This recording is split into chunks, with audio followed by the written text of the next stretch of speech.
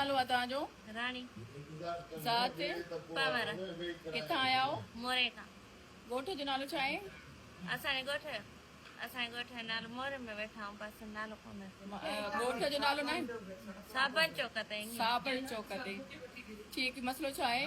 मसलो भाॼी मुंहिंजो नंढड़ो रोकी वेठा आहिनि दिल्ली जा न दिलमुराद अब्बास ऐं ज़ाकर। हाणे मुंहिंजो उहो नंढड़ो मूंखे माइटनि खे बि शिकायत ॾिनो अथनि मूंखे बि माना उते चवंदा रही पई आहियां त बि मुंहिंजो नंढड़ो माना कराची नवाब शाह हेॾे होॾे लिकाईंदा था अचनि। मां पहिरां कोरट कई थी मान त उन्हनि में 10-10 ॾींहं महीनो मुंहिंजो नंढड़ो लिकाए था छॾनि।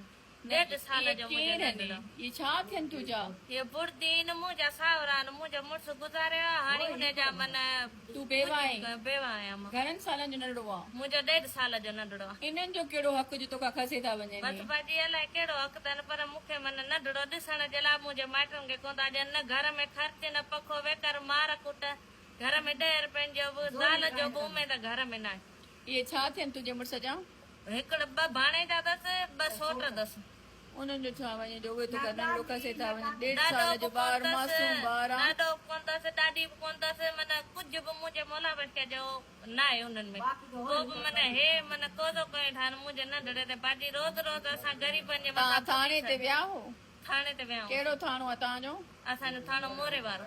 मोरे वारो थाणे ते पोइ उते तव्हां ॾिनी आहे त हे तव्हां खां नंढड़ो खसे था? तव्हां ॾिनी आहे उते हुननि जो हिकिड़ो भाॼी पंहिंजो SP आहे न उहो असांजी माना थाणे ते रिपोर्ट ई नथो लिखण जे वञूं था असांखे थाणे यानी गुंडागर्दी था करनि पिया।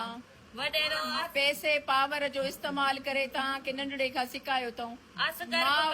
वारिस त मां हूंदी आहे न हुननि जो छा वञे जो तोखां ॿार खसे था वञनि? यासीन सोलंकी माछी बि हिननि जो आहे ज़मीदार उहो बि माना वॾेरो ऐं SSP रोहिल खोसो हिननि जे खिलाफ़ कानूनी कार्रवाई करे न। उहो हिकिड़ी मां जीजल अमर खां 1.5 साल जो ॿार कीअं था खसनि पिया इहे वेशी दरिंदा? बाजी वरी असां काॾे बि दाह जे लाइ फ़ैसिले लाइ निकिरूं थी 5 मिंटनि में पुलिस उमाणे असांजा मर्द सभु खणाए था छॾनि असांखे कुटियूं सटियूं घर जा थांव तिका सभु खयूं था वञनि असांजा। अदी मोरे खां आई आहे हिकिड़ी वीचारी बेबस माउ आहे जंहिंजो 1.5 साल जो ॿारो आहे।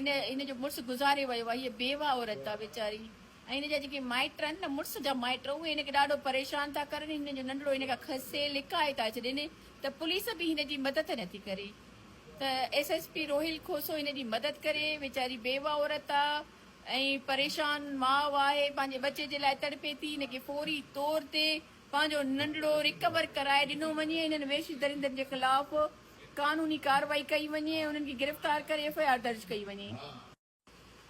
छा थी चवे थी तूं? भाॼी मुंहिंजे मुड़ुस जी मिल्कियत हेकांदी आहे हाणे हुनखे पंहिंजे माइटनि में इहो ई अंधा थी पिया आहिनि मिल्कियत जे करे त चवंदा नंढड़ो हिन खां माना फुरियूं हिनखे नंढड़ो मारे ॾियो। हाणे मूंखे इहो डपु आहे त मुंहिंजो नंढड़ो अलाए कहिड़े हाल में आहे अलाए जहिड़ो आहे अलाए मारे छॾींदा मिल्कियत ते हे पाण में अंधा थी पिया आहिनि। हाणे इन मिल्कियत जे करे मूंखां नंढड़ो फुरियो अथनि मूंखां खासींदा आहिनि। महिरबानी करे मूंखे SP खे इहो चवणु आहे त मुंहिंजी मदद कनि मूंखे नंढड़ो मुंहिंजो मोटाइजे।